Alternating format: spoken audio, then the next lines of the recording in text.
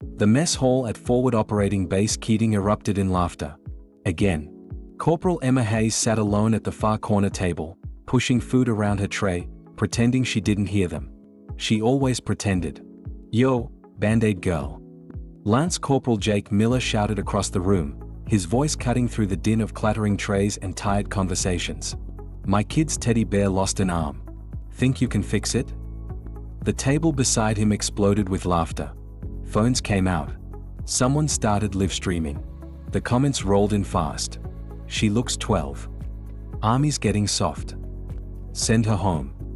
Emma kept her eyes down, fork scraping against the metal tray. She'd learned over 6 months that silence was safer than defense. Let them laugh. Let them think she was weak. Let them believe the Army had made a mistake putting her here. At 5 feet 3 inches and barely 118 pounds, she didn't look like she belonged in a combat zone. Her uniform hung loose on her small frame. Her hands trembled when she worked, something the men never let her forget. In their eyes, she wasn't a soldier. She was a liability. Before we continue, make sure to subscribe to Military and Veteran Stories so you never miss these true tales of courage. And tell us in the comments, where are you watching from today? Corporal Emma Hayes had arrived at FOB Keating 3 months earlier, stepping off a Chinook into the dust and heat of eastern Afghanistan. Staff Sergeant Ryan Cross had taken one look at her inside. She was assigned to the Battalion Aid Station, a small medical tent where she organized supplies, restocked trauma kits, and tried to stay invisible. The mockery started immediately. The male medics called her Band-Aid girl because her hands shook when she worked. During drills, they'd whisper loud enough for her to hear. "She's gonna freeze up when it matters. Someone's gonna die because of her. Why'd they even send her here?" Emma never responded. She just kept working, restocking, organizing, studying. Late into the night, after everyone else had gone to their bunks, she'd sit alone in the aid station, reading field manuals by flashlight. Her fingers would trace diagrams of arterial pressure points, wound packing techniques, emergency field procedures. She never told anyone why she knew those pages by heart. She never explained why her hands shook in that specific rhythm, 4.7 seconds between tremors. It wasn't fear. It was nerve damage. The kind that came from doing the same high-speed procedures over and over in conditions no one should survive. The contrast between Emma and the men around her was stark. They were loud, confident, eager to prove themselves. She was quiet, careful, almost apologetic in her presence. They joked and roughhoused. She faded into the background. They looked like warriors. She looked like someone who'd gotten lost on the way to a college campus. On a Tuesday morning, during a routine supply run, Lance Corporal Miller noticed something. Emma was reaching for a box on a high shelf, and for just a moment, her sleeve rode up. There, on her forearm, was the edge of a tattoo. Black ink. Intricate. "Yo!" Miller shouted. "Band-Aid girl's got ink." The aid station went quiet. Emma yanked her sleeve down, but it was too late. "What is it?" someone asked. "A flower? A quote?" "Probably says be kind," another joked. The laughter started again. Emma said nothing. She turned away, busying herself with inventory. Her face stayed neutral, but inside, her heart pounded. That tattoo wasn't supposed to be seen. Not here. Not ever. If they'd seen the full image, they would have recognized it. A medical caduceus wrapped in barbed wire. The Roman numerals CCXLVII beneath it. And if you look closely, really closely, tiny angel wings hidden in the design. It was the mark of the Angel of Ramadi. The Angel of Ramadi was a legend whispered in field hospitals and special forces briefings. A combat medic who'd operated in the bloodiest streets of Iraq during the height of the insurgency. 247 confirmed lives saved. Surgeries performed under fire. Soldiers pulled from rubble while rounds snapped overhead. But the Angel had another reputation. One that wasn't in any official report.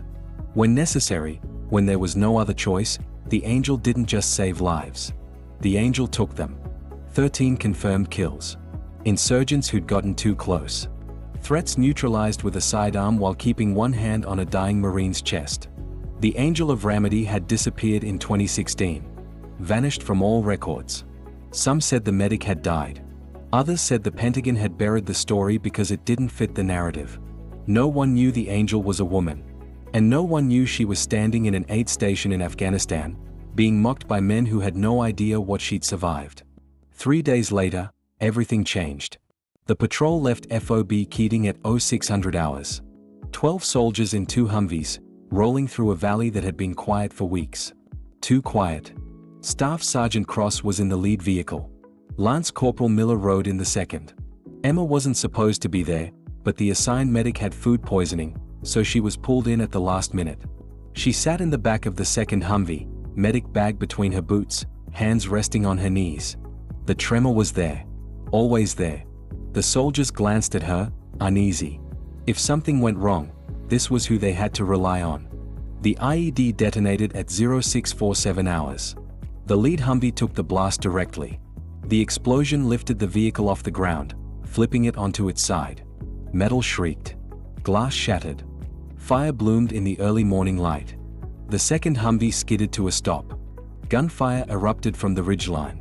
AK-47 rounds tore through the air, pinging off armor, kicking up dirt. Contact!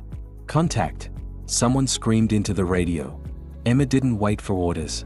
She grabbed her medic bag and kicked the door open. Hayes! Stay in the vehicle. Miller yelled, but she was already gone, sprinting toward the burning Humvee in a low crouch.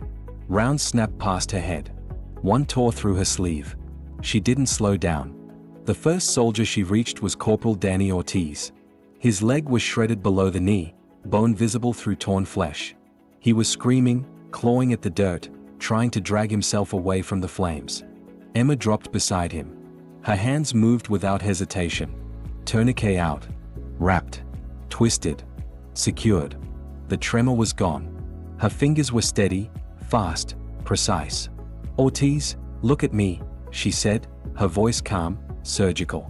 You're going to be fine. Breathe. She didn't wait for a response. She was already moving to the next man. Private First Class Eli Carter was pinned under the overturned Humvee, chest compressed, gasping for air. Blood ran from his mouth. Punctured lung. Emma assessed him in 3 seconds. She grabbed a chest seal from her bag, tore it open, and slapped it over the sucking wound. Then she braced her boots against the Humvee frame and pulled Carter free with a strength that shouldn't have existed in her small frame. Stay with me, Carter, she said, checking his airway, stabilizing his neck. You're going home. I promise. 2 more soldiers were down. Sergeant Mike Fan had shrapnel in his abdomen. Specialist Trevor Knox was unconscious, skull fracture visible, blood pooling beneath his head. Emma moved between them like a ghost. Tourniquet. Pressure bandage. Airway secured. Full line started. Every movement was textbook perfect. No wasted motion. No panic. Just cold, brutal efficiency. The gunfire intensified. Rounds tore through the wreckage. Emma worked in the middle of it all, crouched over Trevor Knox, her body shielding his. Staff Sergeant Cross, bleeding from a gash on his forehead, stumbled out of the wreckage. He saw Emma, saw what she was doing, and froze. Hayes. He whispered. She didn't look up. Get on the radio. We need medevac. 4 critical. Grid 42 SVB 847 293. Tell them to hurry. Cross just stared. This wasn't the trembling medic from the aid station. This was someone else entirely. An insurgent appeared on the ridgeline, rifle raised, aiming directly at Emma's back. Without looking up, without breaking rhythm on the pressure she was applying to Knox's head wound, Emma's right hand dropped to her sidearm. In one fluid motion, she drew, turned, and fired. The insurgent dropped. Cross's blood ran cold. That shot, one-handed, while applying medical pressure, under fire, was impossible. Unless you'd done it before. Many times before. Emma holstered her weapon and went back to Knox as if nothing had happened. Cross, the radio. Now. He snapped out of his shock and called it in. The firefight lasted 11 more minutes.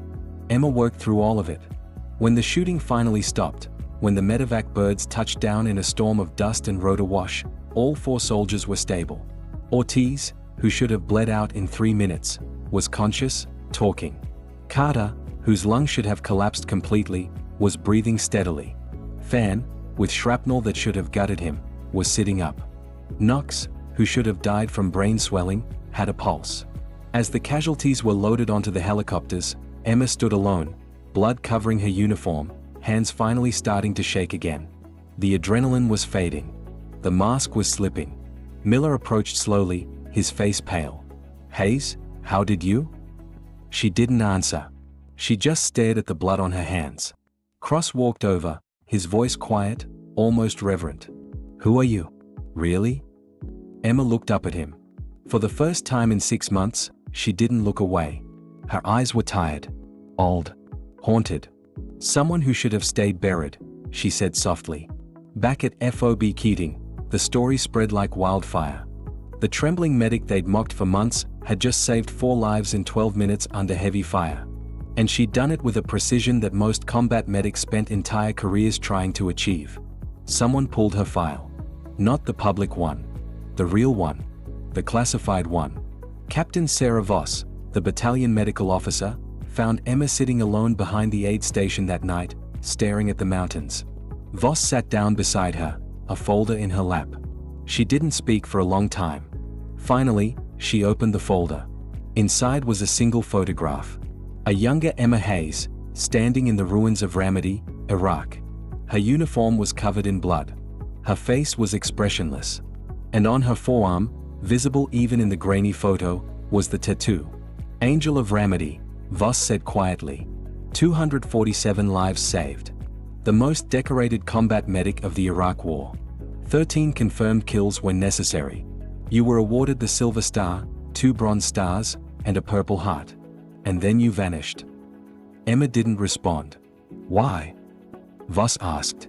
"Why hide? Why let them mock you?" Emma's voice was barely a whisper. "Because I wanted to be normal. Because I didn't want to be the angel anymore. I just wanted to be Emma."